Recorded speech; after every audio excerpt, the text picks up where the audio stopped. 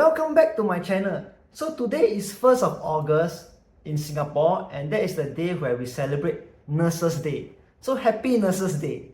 And today I just want to take the chance to share with you what life is really like being a nurse, and I want to share with you truthfully what things that people don't really talk about or dare to talk about. So this video is not really a finance video, maybe partly but not entirely. So once in a while, I think I do some non-finance videos, so it won't be so boring if I whole day just talk about finance. So let's get down to it, okay? So the first honest truth about nursing is the pay does not justify the amount of work they need to do. So I tell you what, I've done various jobs and involved in various sectors, even like finance and stock investing. I can tell you for the amount of effort nurses put into their work versus other industry like IT or finance, right? The ROI is just not there for nursing.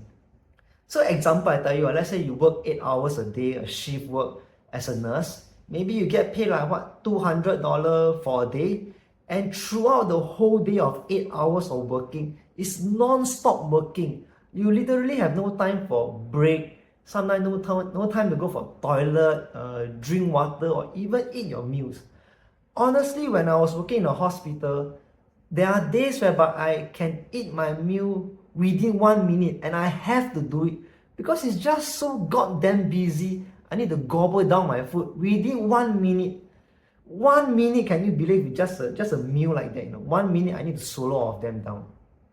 So you can see the amount of effort you put in. If you compare that job to like an IT or finance, right, you can probably get paid like 400 to 600 for the amount of effort you put in nursing. So for people who are coming into nursing to earn big bucks, honestly, don't even think about it.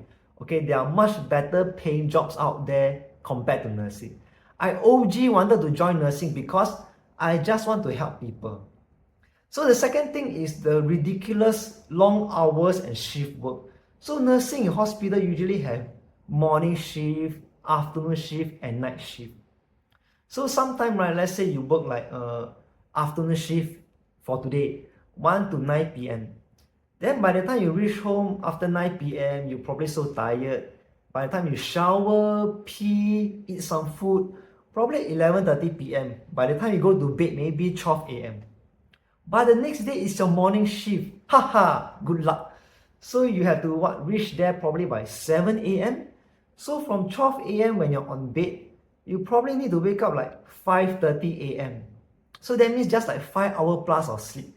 Then you quickly rush here and there to get ready and prepare so you can reach your workplace by 7 a.m. and start the shift work again.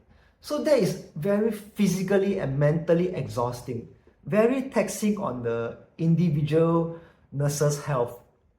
So that's why sometimes these nurses are so stressed, right? They will stress eat, and then they skip meals, and then they have to constantly rush here and there. That's why a lot of nurses unfortunately end up with a lot of health problems actually. And then right, the third is which is quite common, that is getting abused. So nurses being abused is not new, it's almost like a norm. So if you go to hospital, you can clearly see that from family members, angry patients, even the management with unrealistic expectation, even fellow colleagues, terrible nurses or terrible doctors, constantly will abuse all those nurses. And the problem is nurses spend the bulk of the time with patients and family members. So they definitely, naturally gets the bulk of the abuse from the patient.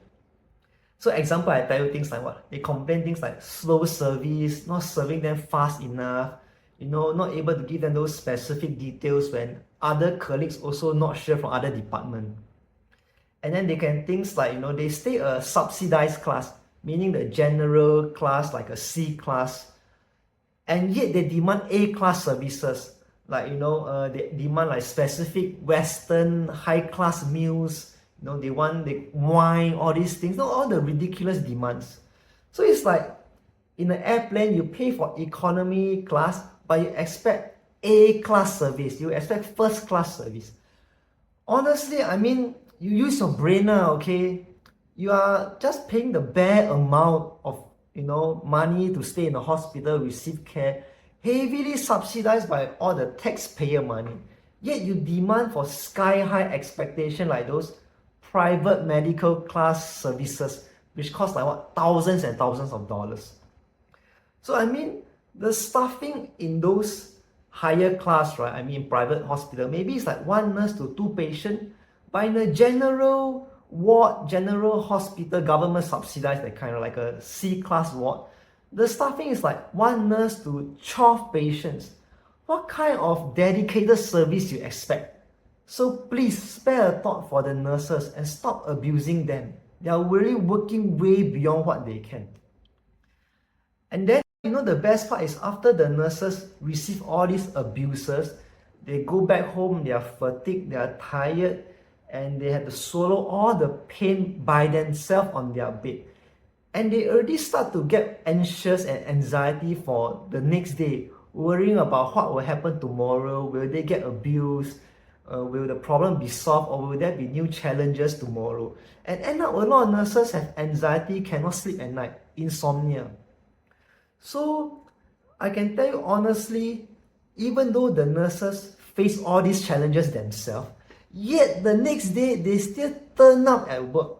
They still show face at work with a smile and continue to serve the patient who had abused them yesterday.